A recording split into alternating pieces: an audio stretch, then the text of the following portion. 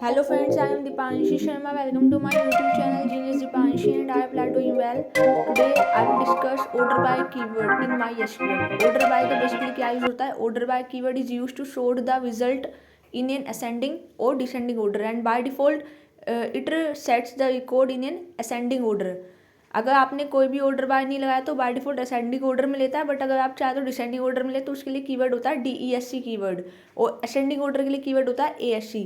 उसका जो आप यूज़ करते हो, आप सेलेक्ट कमांड के थ्रू जब डेटा को फैच करते हो तो आप उस डेटा को किस वे में देखना चाहते हो, आइदर असेंडिंग ऑर्डर और आइदर डिसेंडिंग ऑर्डर, और आप कॉलम्स पे अप्लाई करते हो। तो आज हम आ गए अपने PHP माई एडमिन पे। यहाँ पे हम एक न्यू डेटाबेस बनाएंगे जिस डेटाबेस का नेम मैं यहाँ पे रखूँगी कस्टमर नेम का मैंने एक डेटाबेस क्रिएट किया है। और आप क्रिएट बटन पे क्लिक करोगे तो यहाँ पे लेफ्ट साइड में देखोगे न्यू के जस्ट नीचे एक कस्टमर नेम का डेटाबेस आपका रेडी हो गया। अब आप क्लिक करोगे एसक्यूएल पे जाएंगे। यहाँ पे अब हम एक टेबल बनाएंगे कस्ट नेम की, CUST कस्ट नेम मैंने इसलिए रखा है क्योंकि कस्टमर नेम का डेटाबेस है तो उसके अंदर कस्टमर नेम की ही हम टेबल बनाने जा रहे हैं। तो टेबल का सिंटैक्स होता है create space table name suppose मैंने CUST लिया है।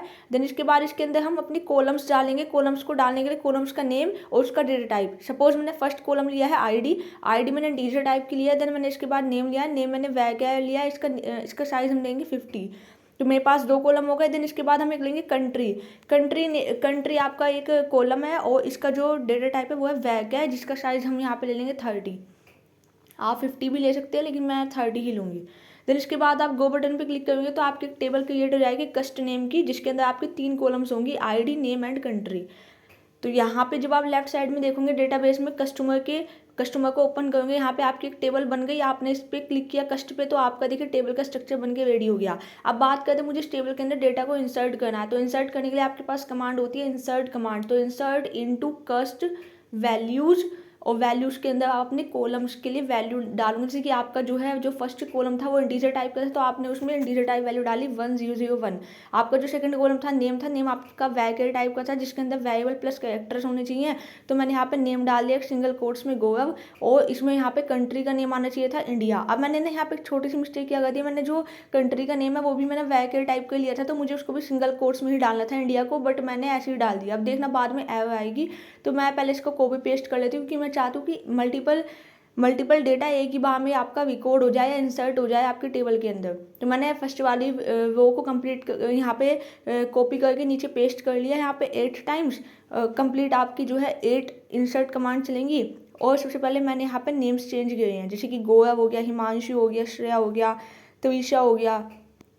आप कुछ भी इस तरीके के नेम यहाँ पे इंसर्ट कर सकते हैं। स्वाति मैंने यहाँ पे लिखा है। और देन इसके बाद हम यहाँ पे ले लेंगे नवीन, और नेक्स्ट सेवंथ वाला जो मैंने इंसर्ट कमांड चलाई है यहाँ पे कुलदीप लिया है मैंने, और लास्ट वाले के लिए मैंने यहाँ पे ले लिया है तुषार।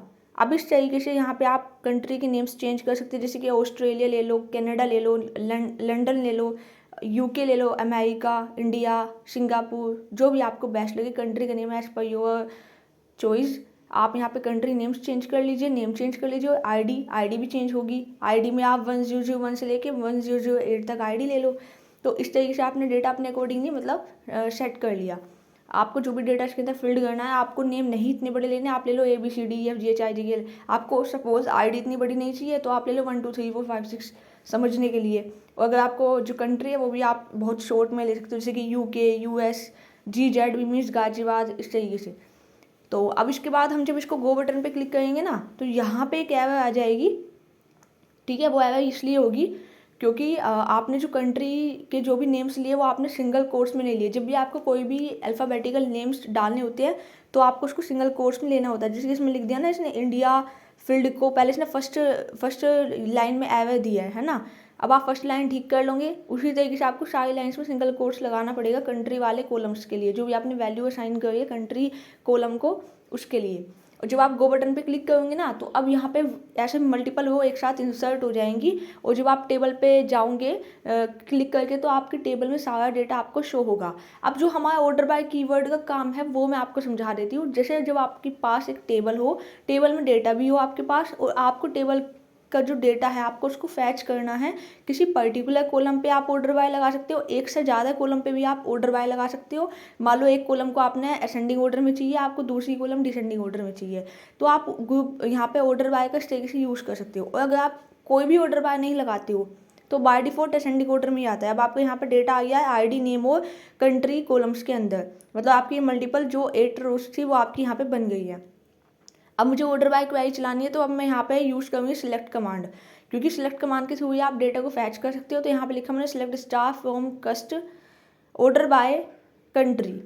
अब मैंने यहाँ पे ऑर्डर बाय लिखा और मैंने यहाँ पे लिख दिया कंट्री। तो मैं चाहती हूँ कि जो यहाँ पे मैंने कुछ नहीं बताया कि ये ASC या DESC है, मतलब असेंडिंग या डिसेंडिंग में है, तो बाय डिफॉल्ट कंट्री के नेम आपके असेंडिंग ऑर्डर में आएंगे। असेंडिंग ऑर्डर क्या होता है, छोटे से बड़ा, तो अल्फ़ाबेटिकली छोटे से बड़ा आपका जो है कंट्री नेम्स आ जाएंगे, जैसे कि आपने देखा यहाँ पे आ भी चुके हैं। अब बात करते हैं ऑर्डर बाय में। अगर आपको डिसेंडिंग ऑर्डर में कंट्री नेम चाहिए तो आप यहाँ पर लिखोगे सिलेक्ट स्टार फ्रॉम कस्ट order by country space DESC का मीनिंग होता है डिसेंडिंग ऑर्डर में। यहाँ पे आपने DESC जैसे यहाँ पे लिखा हो, गो बटन पे क्लिक किया तो आपकी जो कंट्री नेम है वो डिसेंडिंग ऑर्डर में आएंगे, मीन्स बड़े से छोटा। तो सबसे पहले पाकिस्तान आया, देन इसके बाद आपका यहाँ पे बाकी Norway, London, India, Denmark, Canada, Australia and America. तो ये आपका जो है डिसेंडिंग ऑर्डर में आ गया।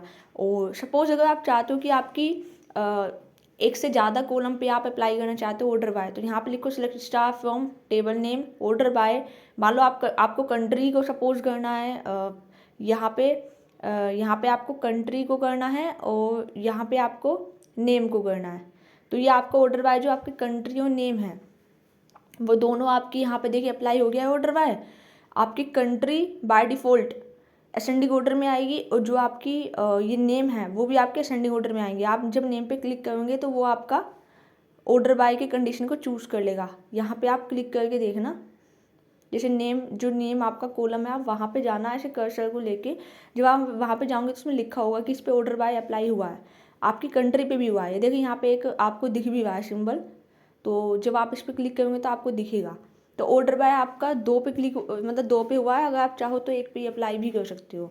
वहाँ पे आप क्लिक करोगे तो 1 पे अप्लाई होगा। मतलब ये सब चीज़ें आपको ना प्रैक्टिस से ही आएंगी। बट मैं आपको ऑर्डर बाय कीवर्ड का यूज़ बताना चाह रही थी कि ऑर्डर बाय बेसिकली डेटा को फैच करना, आइदर असेंडिंग और डिसेंडिंग ऑर्डर में वर्क करता है, सॉर्ट करने का काम करता है। कि आइदर आप डेटा को असेंडिंग ऑर्डर में सॉर्ट करके देखना चाहते हो या डिसेंडिंग ऑर्डर में। आप 2 कॉलम्स पे लगा सकते हो, एक कॉलम्स पे जैसे मैंने बाय डिफ़ॉल्ट नेम और कंट्री पे लगाया था, लेकिन मैंने वहाँ पे कुछ लिखा नहीं था कीवर्ड ASC या DESC, तो वहाँ पे वो बाय डिफ़ॉल्ट असेंडिंग ऑर्डर में ही लेगा। अब बात करते हैं सिलेक्ट स्टार फ्रॉम कस्ट और ऑर्डर बाय यहाँ पे लगा लेते हैं, एक को असेंडिंग ऑर्डर में और एक को डिसेंडिंग ऑर्डर में। तो वो कैसे करेंगे देख लेते हैं। सिलेक्ट स्टार फ्रॉम कस्ट order by country ascending order and name descending order में ले लेते हैं। तो यहाँ पे जो आपकी कंट्री है वो असेंडिंग ऑर्डर में आनी चाहिए और जो आपका नेम है वो डिसेंडिंग ऑर्डर में। लेकिन एक टाइम पे एक ही पे ही अप्लाई होगा, ये देखना आप। एक को सही दिखाएगा देन एक में कोई भी चीज़ नहीं दिखाएगा, लेकिन जब आप उस पर क्लिक करेंगे कॉलम्स पे तो वो सही रिजल्ट दिखाएगा। देखते हैं, गो बटन पे क्लिक करा हमने, अब थोड़ा लोडिंग टाइम लिया। ये देखिए आपने यहाँ पे कंट्री को असेंडिंग ऑर्डर में लिया था, ये छोटे से बड़ा आपको सही दिख रहा है। लेकिन जो आपका नेम है वो आपने डिसेंडिंग ऑर्डर में लिया था, लेकिन यहाँ पे वो आपका जो नेम है वो डिसेंडिंग ऑर्डर में दिखा नहीं। तो आपने जब इस पर क्लिक किया तो ये अब आपको थोड़ा थोड़ा अभी भी ऐसे ही अभी हट गया, मतलब ऑर्डर बाय से हट गया। तो मेरे कहने का मीनिंग ये है कि आप एक से ज़्यादा कॉलम्स पे भी अप्लाई कर सकते हो ऑर्डर बाय डिफ़ॉल्ट वो असेंडिंग ऑर्डर में ही होता है कॉलम पे, अगर आप ऑर्डर बाय नहीं अप्लाई कर रहे हो।